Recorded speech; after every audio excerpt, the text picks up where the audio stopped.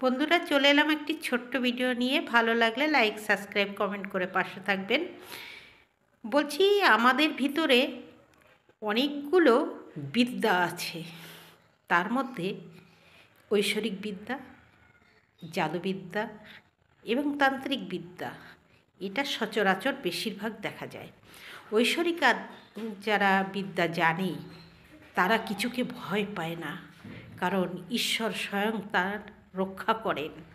তাই ঈশ্বরের উপরে কিছুই হতে পারে না।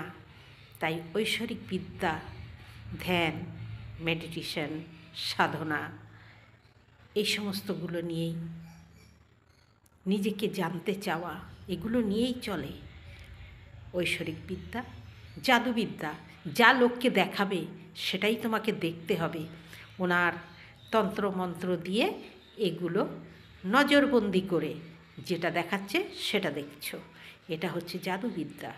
তান্ত্রিক বিদ্যা সবথেকে নোংরা, যেটা হচ্ছে মানুষকে ভালো করার জন্য একটাকে ছাড়িয়ে অন্যটার ভিতরে তাকে ভিড়িয়ে দিচ্ছে, নির্মূল করে তাকে সুস্থ সবল করে তুলতে পারছে না। হয়তো একটা ভালো হচ্ছে, কিন্তু পিছনে আর একটা লাইন দিয়ে তার পেছন পেছন দৌড়ে আসছে ঝড়ের মতো। কারণ ঈশ্বরের উপরে তো কিছু নেই। সে একটা ভালো করছে, পিছনে দৌড়ে আসছে আরও পাঁচটা ভালো করছে, পিছনে দৌড়ে আসছে আরও 10টা। জালের মতো জর্জরিত হয়ে যাচ্ছে এই তান্ত্রিক বিদ্যার পেছনে যারা ধেয়ে বেড়াচ্ছে, পয়সার মতো পয়সা খরচা করছে, দৌড়ে বেড়াচ্ছে দরজায় দরজায়। আপনারা দেখে নেবেন, মিলিয়ে নেবেন আমার কথাগুলো। সত্য বলছি না মিথ্যে বলছি, ভুল হলে কমেন্টের মাধ্যমে অবশ্যই আপনারা বলে যাবেন যে কথাগুলো ভুল, আমি অবশ্যই শুধরে নেব। তান্ত্রিকরা কী পারে? তন্ত্র মন্ত্র দিয়ে মানুষকে বশীভূত করে, ঝাড়ফুঁক এটা সেটা করে মানুষকে ক্ষণিকের জন্য করা হয়, কিন্তু কর্মফলকে বন্ধ করা যায় না। বিধির লিখন যেটা আছে সেটা কি করে তন্ত্র মন্ত্রতে কেটে যাবে? কোনো দিনও হবে না।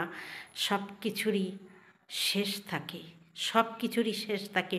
দুমদাম করে যদি উঠে পড়া হয় যে মার্কেটে আমি সবার উপরে, কিন্তু না, মার্কেটে সবার উপরে উঠলে হবে না, হতে হবে ঈশ্বরের উপরে। তা মানুষ হয়ে যদি ঈশ্বরের উপরে ভাবি আমি ঈশ্বরের উপরে, তাহলে তার ধারণা প্রচুর ভুল। সে ভুল পথে পা দিচ্ছে। ঈশ্বরের উপরে হওয়া মানুষের সাধ্য নয়। মানুষ হয়ে এটা ভাবাও পাপের পথে পা দেওয়া। তাই সবাই সাবধান হন, ঈশ্বরকে ভালোবাসুন, তাকে ডাকুন। সব সমস্যা